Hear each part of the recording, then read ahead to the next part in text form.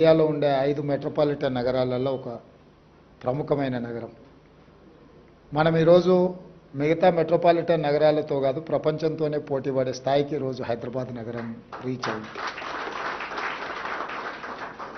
దానికి ప్రభుత్వం ఏర్పాటు చేసిన ఇన్ఫ్రాస్ట్రక్చరే కాదు, కార్పొరేట్ కంపెనీస్గా లేకపోతే నిర్మాణ రంగంలో మీరందరూ రాణించడం వల్లనే ఈ హైదరాబాద్కి గుర్తింపు వచ్చింది.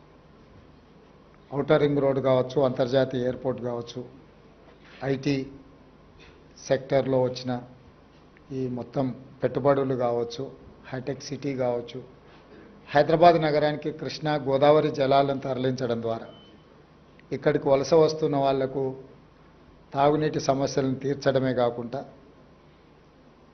Food industry, hotel industry, other industries కూడా ఏదైతే అవసరాలు ఉన్నాయో వాటన్నిటిని తీరుస్తూ ప్రధానంగా మధ్యతరగతి, దిగువ తరగతి ప్రజలకు ఉపయోగపడే విధంగా మెట్రో రైల్ నిర్మాణం కానీ, ఎంఎంటీఎస్ నిర్మాణం కానీ ఇవన్నీ కూడా హైదరాబాద్ నగర అభివృద్ధికి ఉపయోగపడ్డాయి.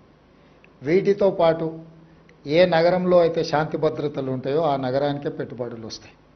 ఈ హైదరాబాద్ నగరంలో ఒకప్పటి వాతావరణం నుంచి బయటికి తీసుకొచ్చి మత కలహాల నుంచి శాంతి భద్రతల సమస్యను పరిష్కరించుకుంటూ ఆనాటి ప్రభుత్వాలు ఒక విధానాన్ని నెలకొల్పినాయి. కాబట్టి ఈరోజు ఈ స్థాయిలో మన నగరం పోటీ పడుతుంది.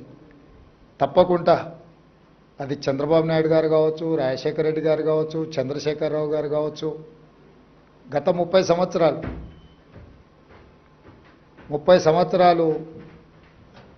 10 సంవత్సరాలు చంద్రబాబు నాయుడు, 10 సంవత్సరాలు రాజశేఖర రెడ్డి గారు, 10 సంవత్సరాలు చంద్రశేఖరరావు గారు.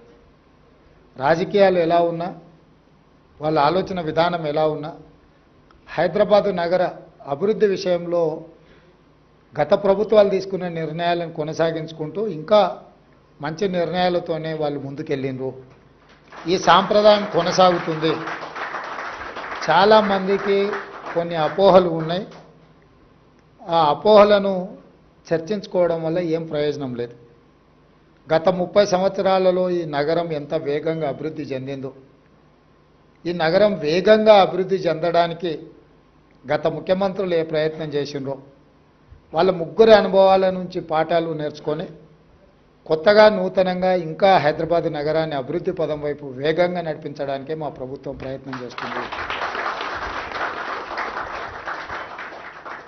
ఇన్నర్ రింగ్ రోడ్ వేసినప్పుడు అసలు రింగ్ రోడ్ అనే విధానము, ఫ్లైఓవర్లు కట్టినప్పుడు ఫ్లైఓవర్ల విధానం కాంగ్రెస్ పార్టీని ఆ రోజు ముందుకు తీసుకొచ్చి, ఔటర్ రింగ్ రోడ్ కూడా ఆ రోజు చంద్రబాబు నాయుడు గారు ప్రతిపాదించారు. కంప్లీట్ ఔటర్ రింగ్ రోడ్ లేకుంటే పార్షియల్లీ బైపాస్ రోడ్ లాంటిది ఎయిర్పోర్ట్కి ఈ ప్రాంతం నుంచి ఉండాలి, గచ్చిబౌలి ఈ ప్రాంతం నుంచి అన్న ఆలోచన చేస్తే తర్వాత రాజశేఖర్